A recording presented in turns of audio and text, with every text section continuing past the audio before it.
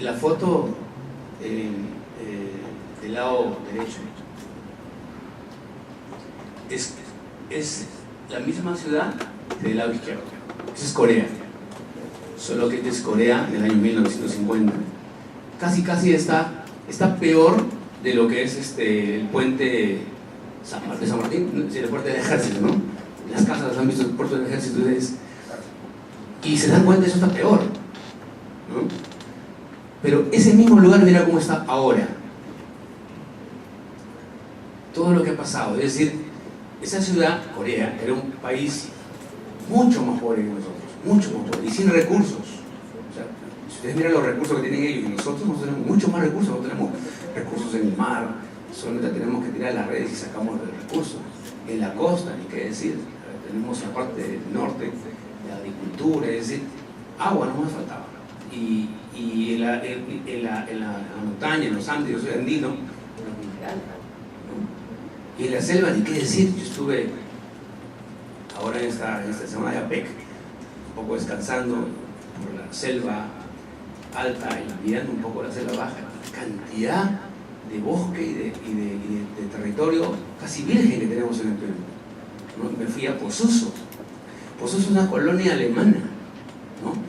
De alemanes que tuvieron problemas en su país y han sufrido para venirse a Perú, porque Europa era el paraíso, la parte de la selva alta.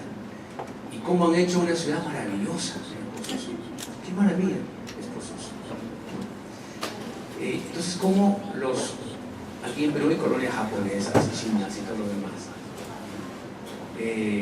porque tenemos muchos recursos, tenemos más recursos que Corea, y sin embargo, como Corea se ha vuelto hoy día una potencia económica, tiene un alto PBI, ¿no? Y nosotros, que tenemos más recursos que ellos, que nunca estuvimos tan pobres como ellos y nunca pasamos la hambruna que pasaron ellos, nuestro proceso de desarrollo es lento, ¿no? Entonces, cuando a uno ya le toca la experiencia de participar en el gobierno, tienes que pasar de la teoría a la práctica, que uno a veces desde la sociedad civil, desde la cátedra, mira las cosas de una manera, pero cuando estás ya en las funciones, ¿y ahora cómo hacemos? ¿Qué hacemos?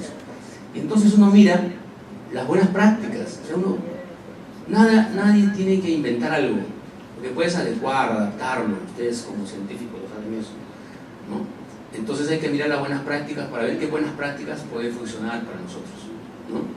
Entonces, nosotros también somos un país que en los últimos 15 años ha estado creciendo su PBI. En 2011, en enero, estábamos 9% del PBI. 9% del PBI. Estaba casi cerca del 10% del PBI. ¿Qué forma de crecer del PBI? ¿No? Pero crecemos gracias a qué? Gracias a nuestros recursos primarios. Somos primario exportador. ¿Y por qué hemos crecido durante estos últimos años? Básicamente porque hemos vendido en volumen, en gran volumen, y hemos tenido buen precio de nuestros recursos naturales, ¿no? Fundamentalmente por la industrialización que le ha tocado a China, ¿no? Por eso que hemos tenido apogeo en nuestras exportaciones y todo lo demás. Pero el tema es que en el 2011, enero, estábamos en 9% del PBI, pero cuando miramos cuánto invertimos en educación, sobre el 2%. O sea, es como una familia que le va bien el negocio, pero no manda al colegio a los hijos, no manda a la universidad a los hijos. O sea, el futuro fatal, ¿no? Entonces, había que hacer reformas estructurales. Pero, ¿por qué no se hacen reformas estructurales? Porque no tiene rédito político eso, no se ve rápido, ¿no? ¿Y cuál es la reforma estructural que miramos en Corea, por ejemplo? Los ejes de desarrollo en Corea, educación, capital humano, educación, básicamente, ¿no? El apoyo a su actividad empresarial, grande y pequeña. Grande para exportación, pequeña para generar empleo, ¿no?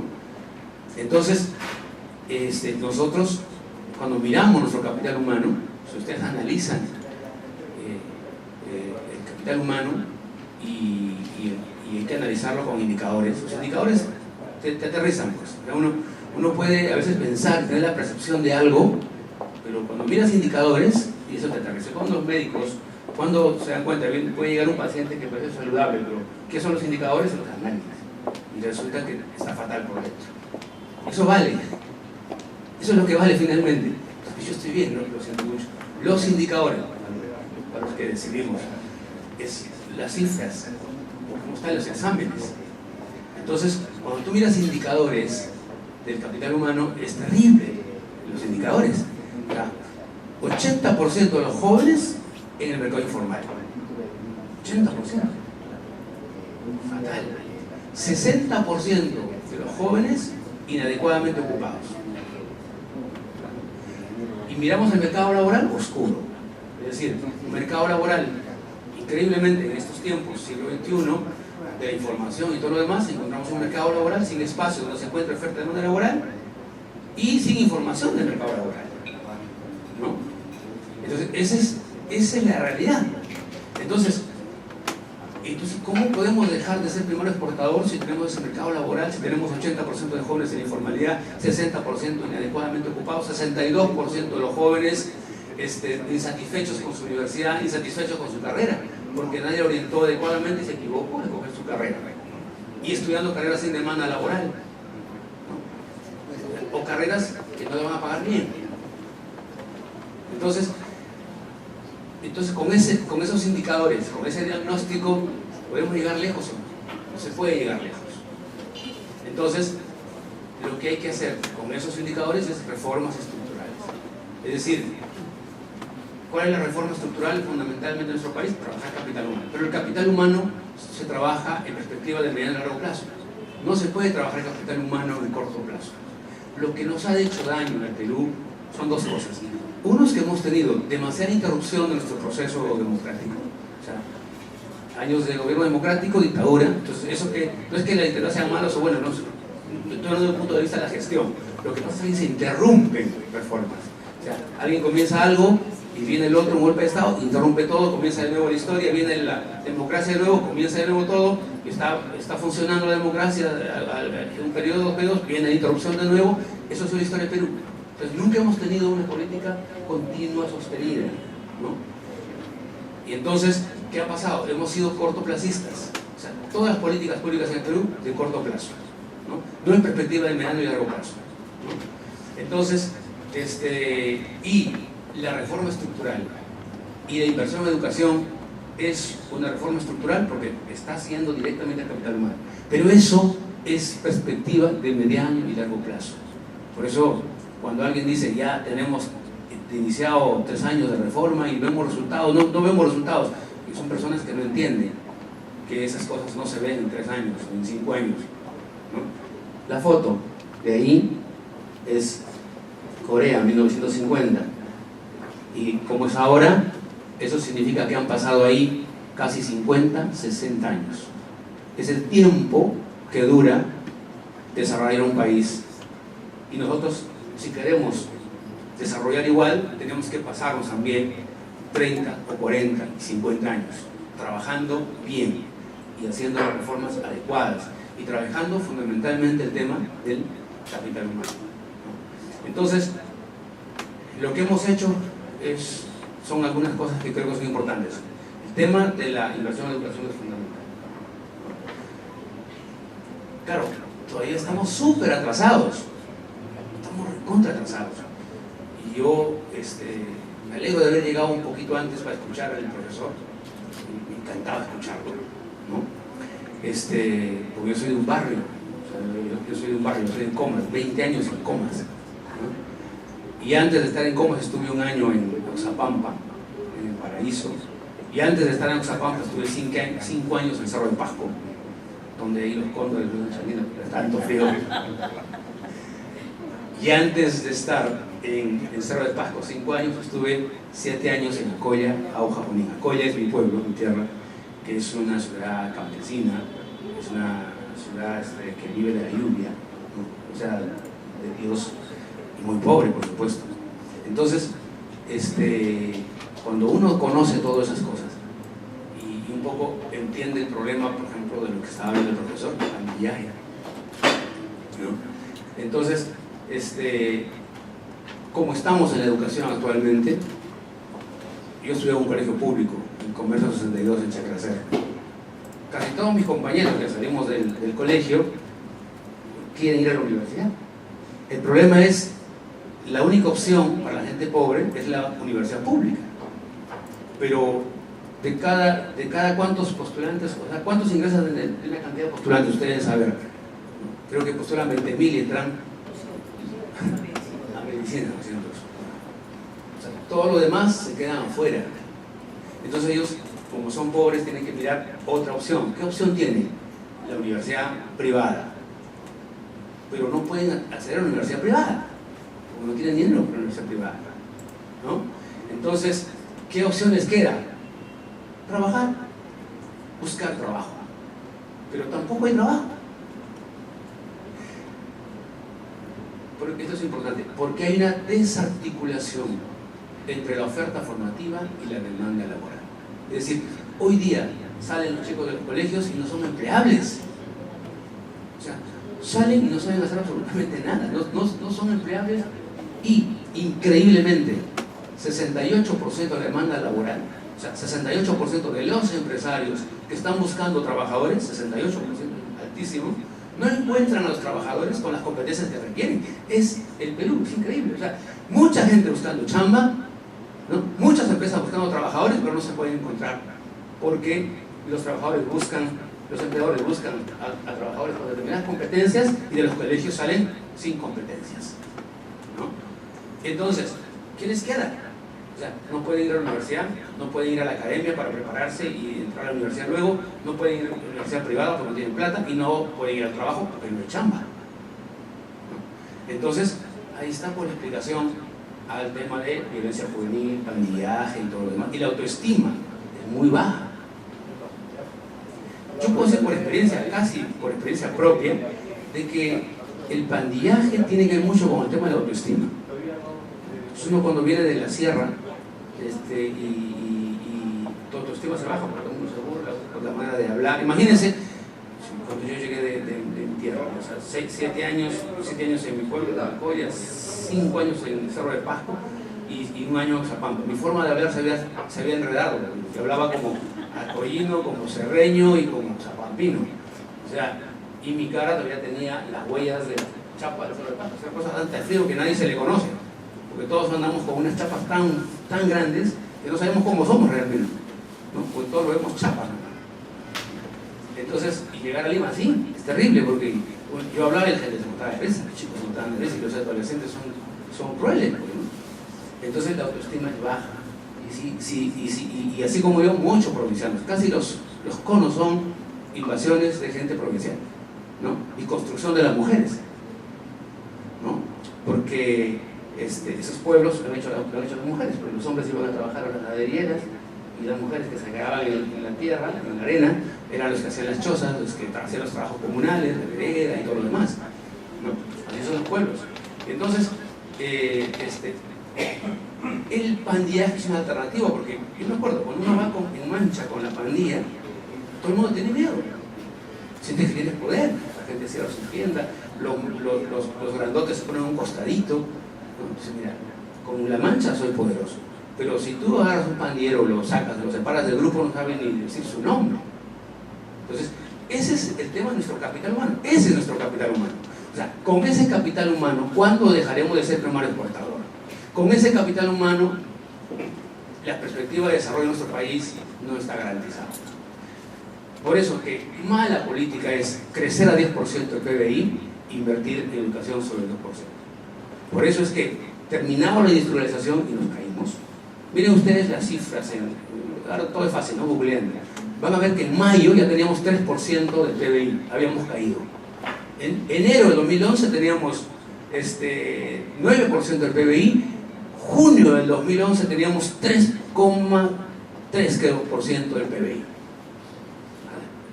¿Qué pasó? Era el mismo ministro, el mismo presidente. No es que qué mala gente fueron ellos, porque justo como que entraba el nuevo gobierno se tumbaron el PBI. No, se acabó la industrialización de China y los precios se cayeron y el volumen de personas se cayó, y así es. Entonces ahora hemos vivido una turbulencia económica, y que felizmente, pese a todo eso, el Perú lidera el crecimiento en América Latina. Hoy crecemos más que todos los países, estamos en el segundo puesto, y en 2017 estaremos en el primer puesto del crecimiento en América Latina. Pero básicamente porque somos primario exportador. O sea, si no trabajamos de reformas estructurales, como también lo señalaba el profesor, reformas estructurales, ¿no? Y la reforma estructural fundamentalmente es el tema de la educación. Hay otras más complementarias, la reforma de la conectividad, de conectar la ciudad, ¿no? El tema de la diversificación productiva para no depender solamente de la minería, o sea, hay que buscar otros motores de desarrollo, ¿no? Y luego trabajar sobre todo en términos concretos, políticas públicas que estén pensadas siempre en la perspectiva de mediano y largo plazo. Lo que tenemos que erradicar son las políticas de corto plazo, ¿no? Que esas hacen mucho daño, porque significan mucha inversión de recursos y al final resultados momentáneos, pero que no sirven para nada, ¿no? Entonces, nosotros, por ejemplo, del Ministerio de Trabajo hemos impulsado este centro de empleo, ¿no? Este centro de empleo que es el espacio donde se encuentra la oferta y la demanda laboral. O sea, no puede haber, por ejemplo, desarrollo del mercado laboral si no hay un sitio donde se encuentren los que venden y los que compran. Es como decir, un Saga sin compradores, ¿no? O compradores sin centros donde comprar, ¿no? Entonces, ¿cómo los empleadores buscaban trabajadores? Con un aviso en el periódico, si tenían plata. Y si no tenían plata, el empleador que quería un trabajador ponía su aviso en un kiosco, en una tienda, un aviso. Así era el Perú. ¿Y cómo buscaban los chicos trabajo? Acuérdense, el papá dice, búscate el comercio, cómprate el comercio. Entonces, digo, comercio y todo con su comercio, ahí buscando los avisos. Es una forma primitiva de cómo se buscan. Y por eso que nosotros decidimos hacer el centro de empleo, porque eso también es el fundamento del desarrollo de los países que hoy día están en potencia económica. Articular oferta formativa con demanda laboral. Educación para el empleo, que se encuentren los que busquen trabajo. ¿Para qué? Para que se desarrolle ese mercado. Y más información, ¿no? ¿Y cómo desarrollamos la información? Hoy día ustedes pueden entrar por su celular, centro de empleo, van a encontrar todas las empresas que están ofreciendo sus puestos de trabajo, que son 550 que más o menos están siempre anunciando. Y van a encontrar la cantidad de puestos de trabajo que hay, que son 5.000 más o menos. Y van a encontrar también información de todos los programas de capacitación y todo lo más que están haciendo desde el gobierno. Pero otro problema es la información de este mercado laboral. O sea, si bien es bueno crear los espacios donde se encuentra oferta y demanda laboral, es también importante la información. Es como, si no tienes información, ¿cómo compras? Tienes zapatos, pero no tienes la información de los zapatos. No tienen marca, no tienen nada, ¿cómo compras? Entonces, si tú compras así, como decimos en mi barrio, la champa, entonces no desarrollas el mercado laboral, tienes que ver una información del mercado laboral. ¿Qué tenía la planilla? El planilla tenía información solamente de los trabajadores, nombre y cuánto ganaban, nada más. Eso era la planilla que teníamos nosotros en el Ministerio de Trabajo, ¿no? O sea, sabíamos cuántos eran, cómo se llamaban y cuánto ganaban, nada más. ¿Qué hemos hecho? A esa planilla le hemos agregado información, le hemos agregado, por ejemplo, datos. ¿Qué datos le hemos agregado? Hemos puesto dónde estudiaron, qué cosa estudiaron, qué carrera han estudiado, en qué instituto, en qué universidad, cuándo egresaron, para también datos de cómo están los jóvenes, los adultos, los más adultos, de cómo está el mercado laboral. Y entonces hoy día no solamente hay un espacio donde se encuentra oferta de demanda laboral, sino que hay información, es decir, hoy día se puede saber cuáles son las carreras más rentables. Y aquí también lo comentaba el profesor, solo que yo voy a hacer un matiz diferente ahí, ¿no? Tenemos las carreras más rentables. Y cuando lanzamos este observatorio, al comienzo hubo objeciones para lanzarla porque no coincidía con nuestra percepción. No coincidía. Por ejemplo, por universidad. Nosotros sabíamos que tal universidad era muy bueno en derecho. Entonces nosotros percibíamos, teníamos la percepción de que esa universidad, en consecuencia, tenía a los trabajadores más rentables, mejores rentados, ¿no? Porque nuestra percepción es que esa universidad era top plus ultra en derecho, ¿no? Y miramos al observatorio y resulta que esa universidad no coloca a los mejores pagados. Otra universidad coloca a los mejores pagados. Y entonces genera el problema. ¿Y ahora qué hacemos? No coincide con nuestras percepciones. Pero ¿Qué vamos a hacer? Esa es información verídica, es información de la planilla, es información real, y lo que el Perú necesita es información real, al margen de que nos guste o no nos guste. ¿Y cuál era la carrera mejor pagada? Geología. Y fuimos a los colegios y preguntamos a los chicos, ¿quiénes van a estudiar geología? ¿No? Y nadie.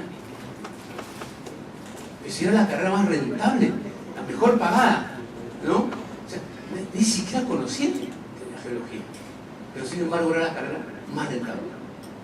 Entonces, es importante, sí, guiarse por la vocación y todo lo demás, pero es importante cuando uno decide su carrera, es tener información para decidir la carrera. ¿Cómo se decidía la carrera en el Perú antes de ese observatorio? A la chamba. No solamente eso, sino que, y me pasó a mí como papá, yo reconozco también esa situación, que hemos dicho a nuestros hijos todos: mira, tú escoge tu carrera, escoge lo que te gusta, y lo que sea, yo te ayudo. Entonces, a los 14 años, 15 años, pónganse en la cabeza de ellos: ¿ahora qué estudio? No tienes ninguna información. ¿Qué estudió mi amigo? A ver, conversa con tu amigo, conversa. ¿Y qué dicen los profesores en las escuelas? Tienen que ser profesionales, tienen que ir a la universidad. Si no van a la universidad, están fracasados, ¿no? Entonces todo el mundo va a la universidad, y la demanda no es por universitarios, por técnicos, ¿no? ¿Y qué dicen el parillo de la promoción? Quiero que ustedes sean grandes médicos, grandes abogados. Cuando tú ves el mercado laboral, los abogados están sobrando. Lo que menos... El último feria que hicimos en Lima, la Semana del Empleo, teníamos 18.000 vacantes. 18.000 vacantes. Más o menos algo de 200 empresas, las más grandes ofreciendo sus puestos de trabajo. Miramos, la mayor parte de demanda era por técnicos. Miramos cuántos de esos 18.000 eran para abogados. Un solo abogado. Pero hoy día todas las universidades enseñan derecho. Porque aquí está la explicación de por qué hay una desarticulación entre la oferta laboral y la demanda laboral. En los países donde hay perfecta articulación entre oferta y demanda laboral, no hay inadecuación ocupacional. Ejemplo, Alemania. ¿Cuál es su modelo? Dual. ¿Qué significa el modelo dual? Coexistencia entre la oferta formativa, colegio, universidad, instituto, con la demanda laboral, con la empresa, ¿no? Yo estuve hablando con el ministro de Trabajo de Alemania cuando fui en una misión, y me decía: mire, me dice el ministro, el secreto del desarrollo económico de Alemania, que es uno de los países más poderosos de Europa, quizás el más sólido de todos, no es una política económica, no es una política económica, es nuestro sistema dual de educación para el empleo. O sea, articular perfectamente la educación para el empleo. Y eso es lo que nos pasa a nosotros. Nosotros tenemos cualquier cantidad de egresados, casi 400.000 egresan al año de los colegios. Ninguno es empleable, o pocos empleables, porque la educación no está articulada en función de la demanda laboral. ¿Y a qué iba? En el tema de la universidad. Las universidades, cuando despliegan sus carreras y su propaganda, no ponen énfasis o hacen publicidad de la carrera que está demandando el mercado laboral, o de la carrera más rentable para el Perú, o de la carrera que de alguna manera va a significar estratégica para el Perú. Sino la universidad dice: ¿qué cosa es más rentable para mí como universidad? ¿No? Entonces, las carreras demandadas, las que nos van a sacar y podríamos dejar de ser primer exportador, son las carreras vinculadas a la ingeniería, la ciencia, la tecnología, la innovación. Pero una universidad, ¿cuánto cuesta poner una facultad de ingeniería y implementarlo, poner los laboratorios? ¿Cuánto cuesta poner un salón de derecho? Solamente un salón, 50 alumnos y un profesor. Y a veces ni siquiera tienes bibliotecas. Y así hay un montón de universidades que ofrecen derecho. Por eso que las universidades matan por enseñar derecho. Y la mayor cantidad de universidades que hay tienen derecho, porque es lo más rentable que hay. Y le hacen publicidad al derecho. Entonces dicen: y abrimos derecho, ¿no? Y ponen un patita con su carro y su maletincito y sus zapatos brillantes, o sea, porque supuestamente es exitoso. Y la verdad, yo diría, cualquier cantidad de abogados, ¿no? El sueldo promedio de los abogados jóvenes está sobre los 2.800, ¿no? Y el sueldo promedio de los ingenieros jóvenes está sobre 5.000 soles, ¿no? Entonces, profesor cogió algo importante, es el tema de la vocación. Pero cuando uno mira y hace una comparación, por ejemplo, con Corea, por eso traigo la foto, ¿no? Cuando uno mira, Corea tiene al 70% de sus estudiantes estudiando carreras vinculadas a la ciencia, la tecnología, la ingeniería, la innovación. Menos del 30% son estudiantes que están vinculadas a las ciencias sociales, humanidades, derechos y todo lo demás. El Perú es al revés. En el Perú, casi el 70% de los jóvenes están estudiando carreras vinculadas al derecho. Bueno, yo soy abogado, por eso yo mismo hablo del derecho, me ataco a mí mismo, así que no ayudo a nadie. Entonces, sí, eso es lo que está pasando, ¿no? Y solamente el 18% de los jóvenes están estudiando carreras vinculadas a la ciencia, la tecnología, la innovación. ¿Qué es lo que necesitamos? ¿Y qué es lo que paga el mercado laboral? ¿Y qué es lo que, si desarrollamos, vamos a dejar de ser primer exportador? Y por eso es que hemos puesto 100.000 alumnos en beca 18, todas vinculadas. Beca 18 no financia derecho, no, financia carreras vinculadas a la ingeniería, a la innovación, a la tecnología. Y son los primeros puestos de los gobiernos públicos. Ahí tenemos un ejército de jóvenes que, si hay una continuidad de las políticas públicas, o sea, otro de los problemas que tenemos en el Perú es que a veces los gobiernos que alternamos, sentimos los mesiánicos, o sea, con nosotros comienza la historia. Felizmente, en esta última transferencia, debo decir, por lo menos en el trabajo, había una transferencia perfecta. O sea, las políticas públicas, el centro de empleo, el observatorio en carrera, todo eso, hay una continuación. Hay una muy buena continuación del ministro Alfonso Grados. Hay alguna diferencia en el tema de las relaciones laborales que de alguna manera de pensar, y no importa. Pero lo importante es que en el tema de las políticas públicas hay una continuidad. Creo que son 2 o 3 los ministros que han venido a decir todo está mal y nosotros hacemos todo de nuevo, ¿no? Todo está mal, todo está, ¿no? Y nosotros comienza la historia. Son muy pocos, creo que son 1, 2 o 3, pero la mayoría ha continuado la agenda y eso es bueno para un país, ¿no? Hay que hacer, por supuesto, mucha reforma. Hay mucho que trabajar todavía en el Perú, ¿no? Otra cosa que tenemos los peruanos, y lo decía Alberto Moreno. Alberto Moreno es el presidente del BID, ¿no? Alberto Moreno decía, es increíble el peruano, y lo pueden revisar en entrevista a Alberto Moreno, el presidente del BID. Es increíble los peruanos, el país lidera el crecimiento económico. Es un país que está avanzando y erradicar pobreza y pobreza extrema. Es un país que económicamente tiene perspectiva de crecimiento. Es un país que hace 20 años todos los peruanos querían irse a Venezuela. Ahora los venezolanos se vienen a Perú, ¿no? Y estaba viendo por las redes una familia venezolana que fueron al centro a comprar al centro comercial y estaban emocionadísimos. Hace años que no compraban así como compran ahora en Totos. Están en las redes también, ¿no? O sea, el Perú dice, a veces no nos damos cuenta porque no sabemos mirar para atrás, pero el Perú que está cambiando. No estamos todavía un país ideal, todavía hay mucho que hacer. La educación, sobre todo, pese a que se ha hecho gran inversión, sigue siendo atrasado. Cuando mira el observatorio de Ponte en Carrera, los sueldos más bajos son educación inicial. Tenemos que romper eso, ¿no? Pero eso es poniendo ahora, 2017, 5% del PBI, 2018, 6%, y así poniéndole cada día más dinero a la educación, porque es el capital humano es lo que nos va a ayudar a desarrollar. ¿Qué nos falta? ¿Qué nos falta para ser así? Si es que tenemos recursos, tenemos todos nosotros, entonces ¿qué nos falta? ¿Qué dijeron los coreanos cuando estaban tan pobres? No tenemos nada, no tenemos capital para las empresas, no tenemos recursos porque no tenemos nosotros los recursos que hay en otros países. Pero se miraron a los ojos y nosotros tenemos, ¿qué tenemos? Muchos coreanos. Y eso es lo que tenemos, ¿no? Entonces nosotros tenemos recursos en el mar, en la costa, en la sierra, en la selva, tenemos recursos, muchos recursos. La gente en la selva solamente levanta la mano y ya tiene para comer, ¿no? ¿Qué nos falta? ¿Qué nos falta? Que nos miremos los peruanos y que también sintamos que nosotros como peruanos somos también un capital importante, que es el capital que falta, ¿no? Había un profesor que creo que escuchó acá una conferencia, decía, imaginemos, dice, que a todos los peruanos vamos a meter un helicóptero y lo vamos a Suiza, y a todos los suizos o a los alemanes, ¿no?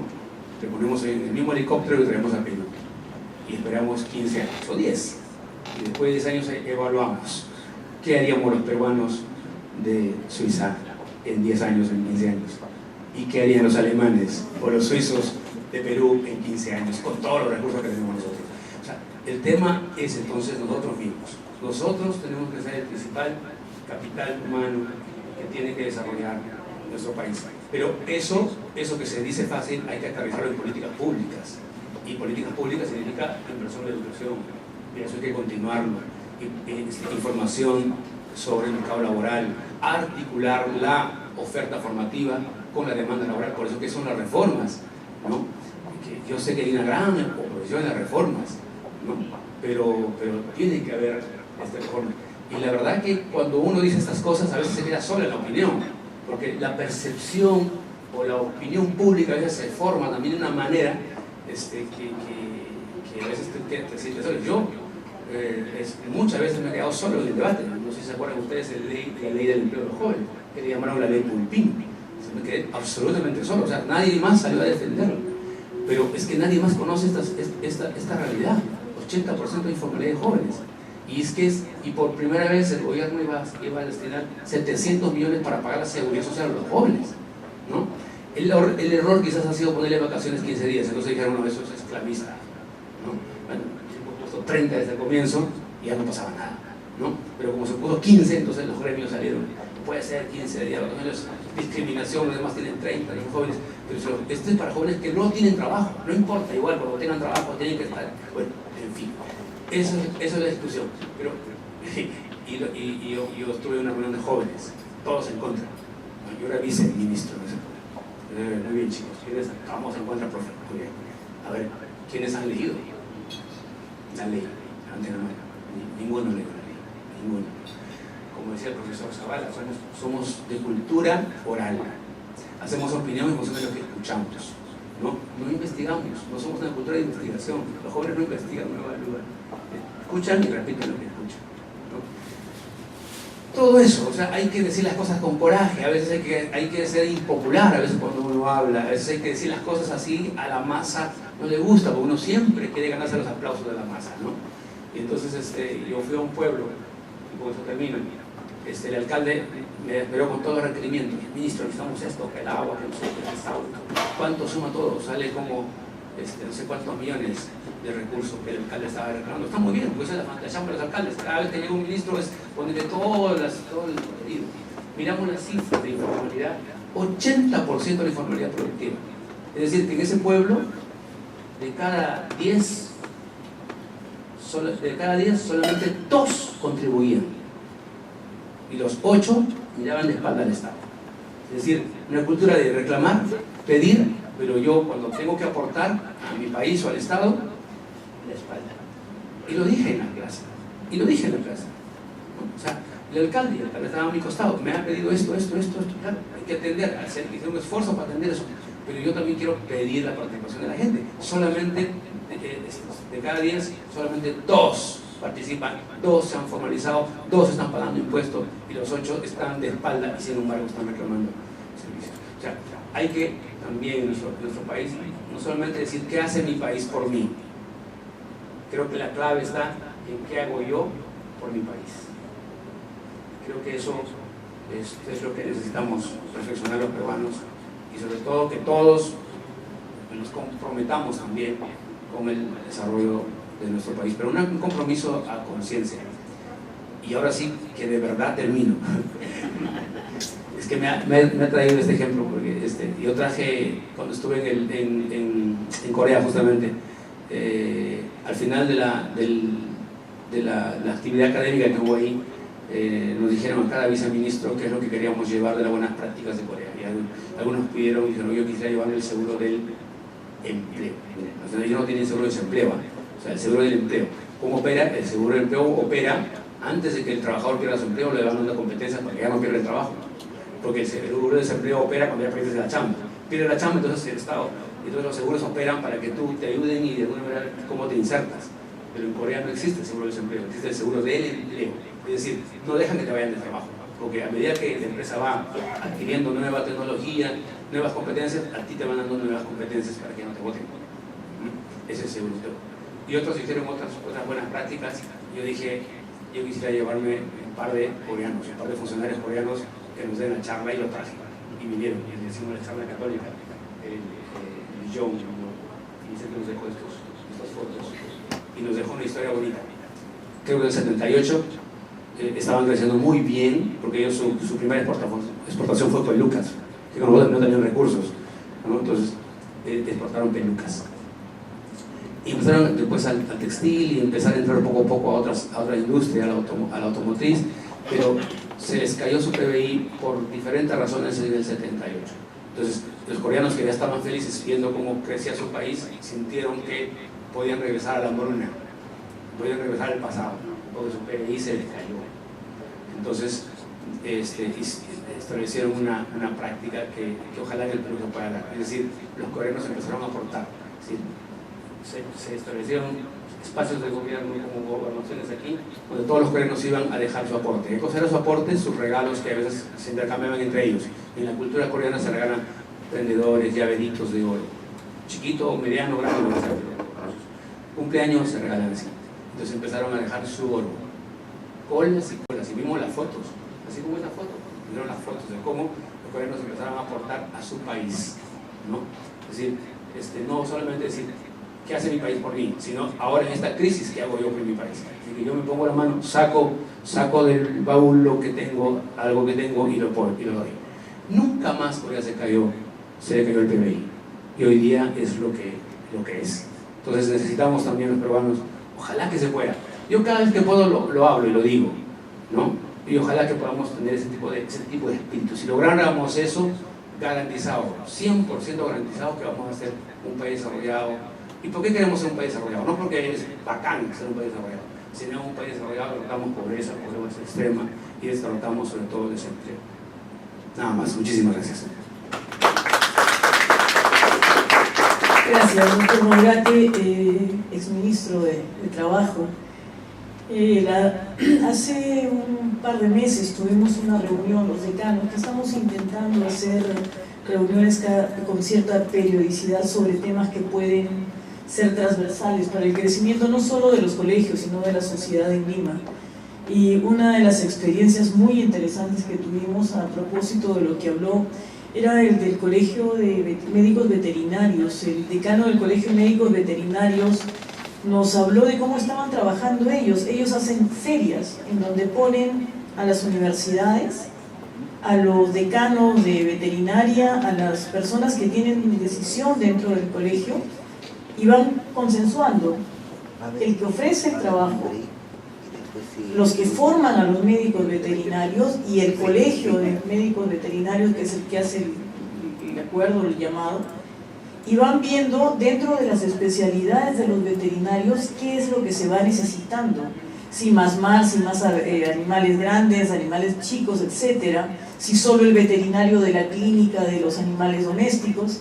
Y entonces ellos, por ejemplo, expusieron esta experiencia que nos sirvió a casi todos los colegios para poder ir mirando que eso sería una muy buena labor, o sea, dentro de nuestros ya profesionales formados, qué campos tienen mayor desarrollo o más demanda. Dentro de los participantes de este evento que tenemos por internet y también presentes, nosotros invitamos a las municipalidades y algunos ministerios. Creemos nosotros que las municipalidades juegan un rol importantísimo dentro del tema que nos convoca hoy día, que es la seguridad ciudadana.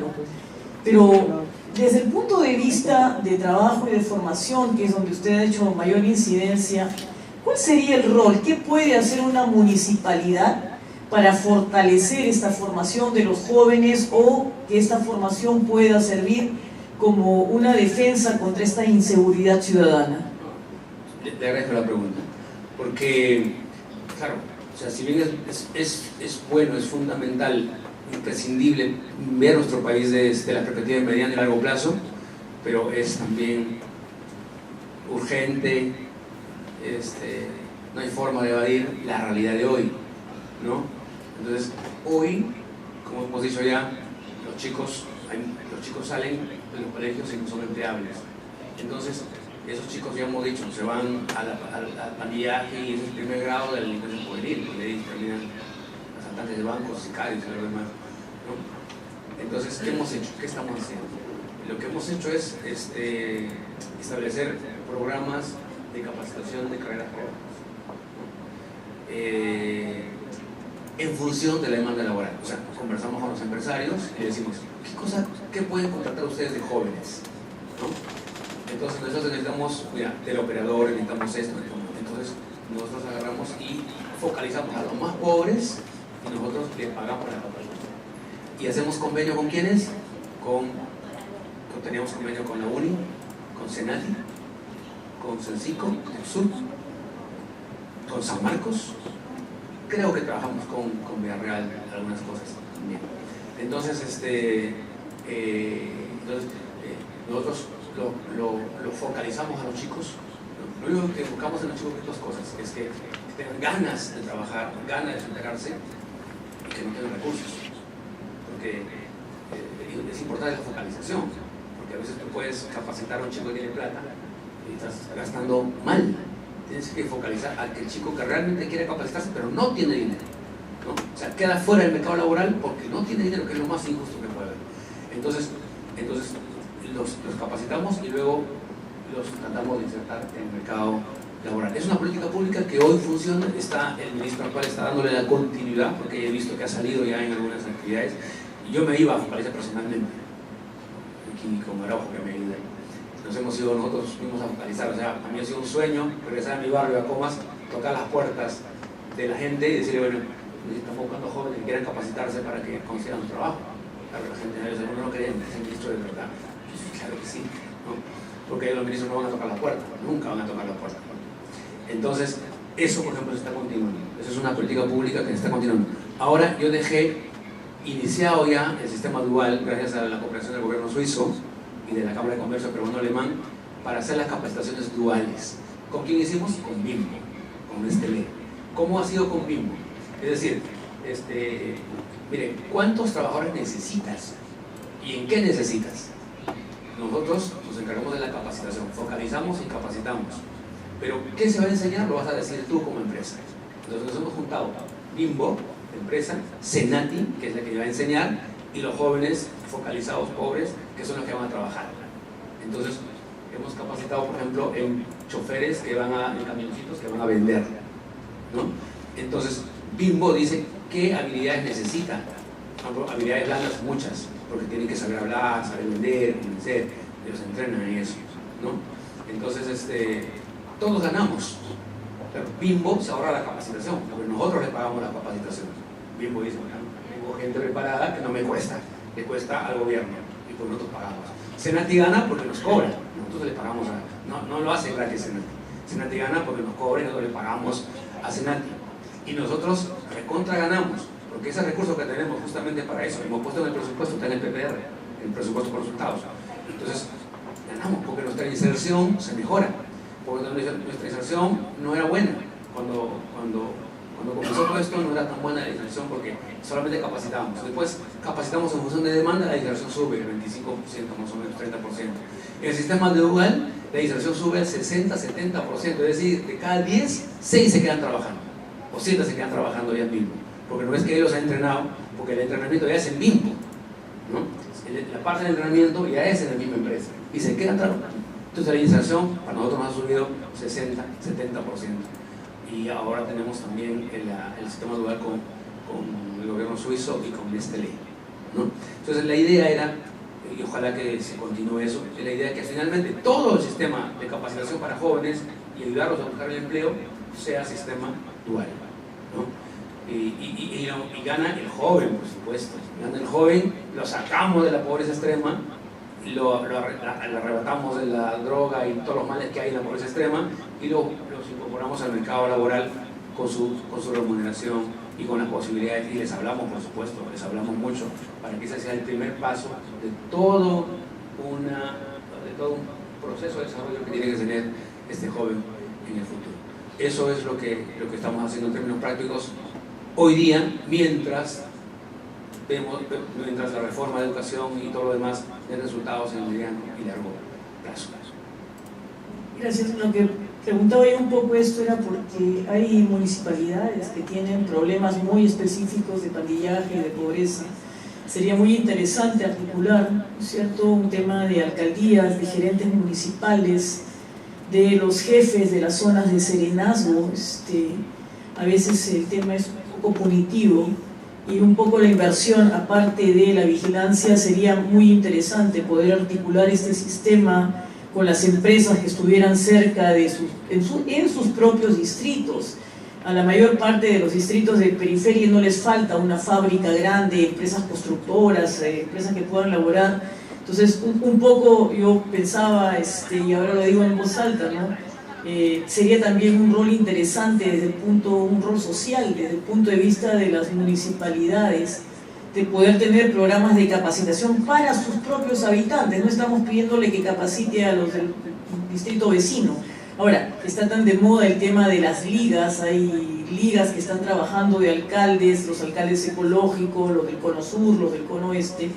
Sería interesante, por ejemplo, poder unir esfuerzos y tener sistemas de capacitación, ¿no? Como dice usted, probablemente no de carreras universitarias, sino de carreras técnicas que tienen demanda, tienen una remuneración bastante aceptable, y poder capacitar a los muchachos en cosas que les puedan dar trabajo, de capacitación pronta, y rápidamente puedan insertarse en un campo laboral que además les va a permitir luego dirigirse hacia algunas carreras, si es que les interesa, o quedarse trabajando en la parte técnica, ¿no? Yo leía, por ejemplo, que un técnico de Caterpillar, para arreglar estos camiones de minas, los forman y ganan sueldos por encima de muchos profesionales, lejos, porque no hay, y porque además hay una muy buena demanda. Entonces sería muy interesante de repente, si nos están escuchando algunos delegados de los alcaldes que hemos invitado, poder tener algún tipo de proyecto que puede ser interesante, puede bajar la delincuencia juvenil, por un lado, el tema de los pandillajes, pero además darles una perspectiva de vida mucho mejor a estos muchachos, para que vean una vida diferente, ¿no? Cuando uno tiene trabajo, tiene su propio dinero en el bolsillo y puede decidir qué hace con el dinero, tiene un seguro, porque no solamente es educar, es una persona sana. O sea, si yo tengo una persona con tuberculosis, difícilmente le voy a poder ofrecer más entrenamiento educativo y trabajo. Tengo que tener a un hombre íntegro, y eso va también por la salud. El hecho de tener un seguro social, el hecho de poder sentirse productivo y dueño de su propio trabajo y de su ganancia, probablemente mejore, como decía usted, la autoestima, pero además le permita invertir en las cosas que a él le gusten, ¿no? Entonces, yo quisiera, antes de cerrar esta primera parte de estas conferencias, si alguien tiene algún comentario o algún tema, ¿sí?, acerca de la propia charla. Sí.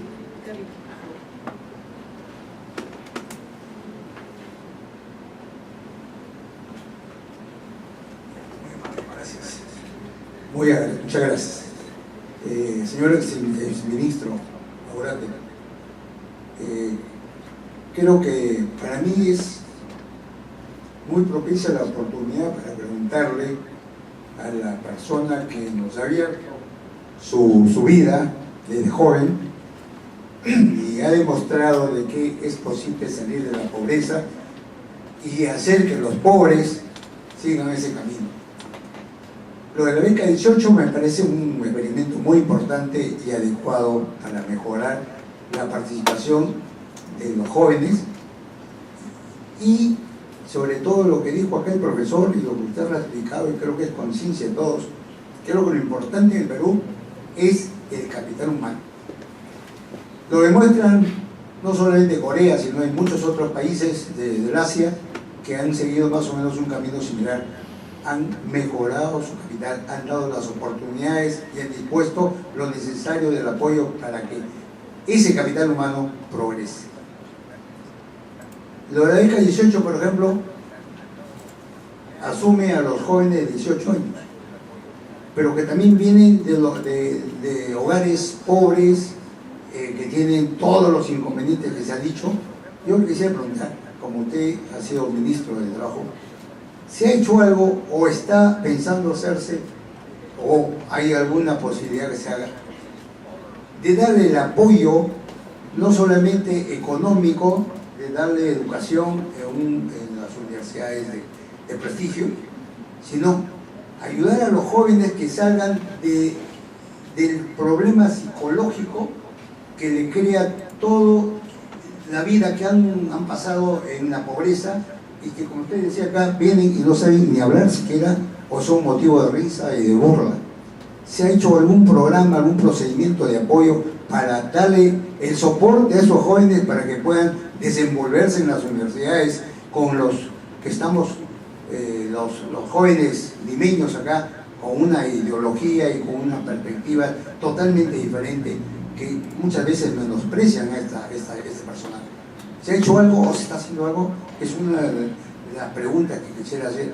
Y una segunda es, en lugar de solamente utilizar a los jóvenes, que son los mejores, pues son los primeros, a los 18 años, ¿por qué no se hace una política, o si se está haciendo alguna política, de empezar con los jóvenes cuando empiezan la secundaria, de darles un soporte a lo largo de los 5 años, de tal manera que estos jóvenes que tienen la capacidad y la inteligencia para ser los primeros puedan tener un mejor desempeño durante la formación de su carrera y de su desenvolvimiento posterior como adultos? Muchas gracias anticipada de su respuesta. Muy bien. Sí, en realidad hay tanto que hacer, y cuando uno llega a reuniones como esta, donde hay gente que está liderando sus colegios, un colegio de ingenieros, un colegio veterinario, médico, sociólogos, nutricionistas, están aquí los líderes, ¿verdad? Yo siento que estoy detrás de cada uno de ustedes, hay toda una cantidad de profesionales, entonces, y se dan cuenta de que cuántas ideas hay, cuántas cosas hay que se pueden hacer en nuestro país. Y es más, cuando uno va trabajando un programa, te das cuenta que el programa tiene debilidades. A veces tú lo diseñas y dices, este es un programa perfecto, pero el camino te das cuenta que tiene debilidades. Por ejemplo, en el tema de los jóvenes, nosotros hemos puesto las habilidades blandas, o sea, obligatoriamente habilidades blandas, es decir, autoestima, liderazgo, la posibilidad de que puedan interactuar con sus compañeros, obligatoriamente. ¿Por qué? Porque nos hemos dado cuenta que en las primeras capacitaciones que hacíamos no poníamos habilidades blandas, pero los chicos aprendían a hacer algo manualmente, pero cuando ya estaban en la empresa no sabían hablar con su jefe, no sabían hablar con sus compañeros, y eso no era bueno, y al final eran hábiles pero no eran empleables. Entonces hemos puesto habilidades blandas obligatoriamente para que los chicos también empiecen a interactuar. Después nos dimos cuenta de que dijeron, bueno, ¿y por qué el programa es solamente para los que terminan el colegio? ¿Qué pasa con los que no terminan el colegio? Hay que arreglar el programa, ¿no? Al comienzo el programa era capacitación simplemente, pero ¿por qué no con la demanda laboral? Bueno, hay que ir modificando para que sea con la demanda laboral. Luego el sistema dual, y así es. O sea, todo lo que se va haciendo en el camino, hay muchas cosas que se va ajustando, y ahí están las ideas. También me dijeron, o sea, ¿por qué tienen programa para jóvenes y para los adultos mayores que somos nosotros? Para personas con discapacidad. Entonces, todos en la sociedad siempre hay un requerimiento de parte del Estado, pero lo que tenemos que hacer es que nuestras ideas aterricen, o sea, hacerlo, ¿no? Aunque sea pequeñito, pero es como decir, tenemos que construir una gran pista, pero si queremos construir toda la pista al mismo tiempo no vamos a poder. Yo paso mira. Ahorita con Pedro hemos trabajado mucho en la comisión de la organización productiva y laboral. Esa comisión podría teorizar. Todos son expertos y nos podemos juntar todos los meses y teorizar. Muchos no hay que teorizar. Entonces vamos a atravesar esto. No importa. Vamos a una oficina del Colegio de Abogados para formalizar gratuitamente a todos los microempresas que no tienen dinero para formalizarse. Lo vamos a abrir. Vamos a agarrar la cooperación técnica, la cooperación económica, y vamos a hacerlo. O sea, ¿cuántos haremos? No sé, formalizaremos 7.000, 2.000 o 100, no importa.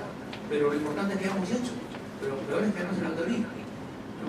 En el ministerio, por ejemplo, hay una dirección que se encarga de la formalización. Mi primera reunión con el director me trajo así de guiados sobre la formalización, ¿no? Y Entonces me dicen, ¿y qué es eso? Me dicen, es el estudio, la investigación, el plan estratégico, es el plan de la actividad, no sé cuánto, ya, ok. Listo. ¿Cuánto formalizaste?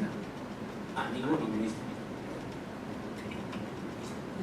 No tiene sentido. Y así es el Estado. El Estado, hay oficinas y directores de genios que se pasan informes, yo te paso el tuyo, tú me pasas el mío, y al final nunca llegan a la gente, ¿no? Entonces, vamos a salir a la gente, vamos a formalizar. Entonces, era uno, cambiar al director, y te que lo va a cambiar. Pero yo necesito a alguien que vaya y formalice, quiero que me digan el formalizador hablando. Si lo puedes hacer eso tú, no tengo, pero vamos a hacerlo en 6 meses. Y él se fue a Gamarra y sacó la feria que ahora se llama Formalizate Ahora, que el presidente lo ha avalado también, que va a continuar esta feria que junta a todas las funciones del Estado para formalizarse, ¿no? Entonces ya hay 20.000 personas que han recibido el servicio de Formalizate Ahora. Pero comenzamos de chiquito y así es. El colegio de abogados, ¿qué podemos hacer? Ahora no tenemos ningún formalizado, pero estoy seguro que con nuestra oficinita mañana podemos decir que tenemos 10 formalizados, que ya son cosas concretas. Entonces, yo creo que los colegios, la universidad, la municipalidad, son ideas, pero hagamos las ideas. O sea, de repente no podemos contarnos con toda la asamblea de alcaldes, porque a veces cuando se juntan con muchos no funciona. Son tantos que al final se enredan y se consultan entre todos y no funciona nada. ¿Cómo funciona una municipalidad? Una municipalidad real, ¿no? Mira, el alcalde de Coma, vamos a hacer este piloto. Vamos a capacitar pandilleros. Vamos al Ministerio de Trabajo que tiene la plaza, ¿no? Ahí hay PPR, por supuesto, presupuestado para capacitación. Entonces, colegio médico, psicólogos, colegio se junta con la junta de decanos, ¿no? Colegio con el ministro de Trabajo y el alcalde de Comas o el alcalde de tal sitio y hacen esto, ya está aterrizado ya. Es una buena idea, pero se aterriza y se hace. Si nos juntamos con todos y buscamos a la asamblea y que salga y que vaya al Congreso, que haga la ley, no funciona, no va a salir. Entonces, yo creo que los que tienen buenas ideas, lo bacán es que las ideas esas hay que hacerlas, hay que comenzar, aunque sea de chiquito, aunque sea organizando 10, aunque estamos a 10, cojamos de pandilleros, o 50, o 100, o 5, no sé, pero empecemos a hacerlo y que tengamos nosotros indicadores, que vamos a decir, en este plan piloto, mira, rescatamos 10 pandilleros y ahora estos 10 están trabajando aquí en esta empresa y su vida ha cambiado. Ya está. Porque si no, va a pasar 5 años y luego teníamos estas ideas, ¿no? A ver si nos quedamos en el cine. ¿No? Bueno, yo en realidad ya tengo que irme.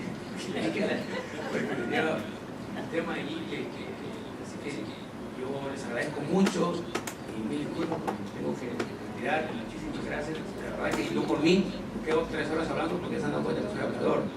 ¿No? Soy recontra hablador, recontra contratador. Ya por mí nos quedamos lejos.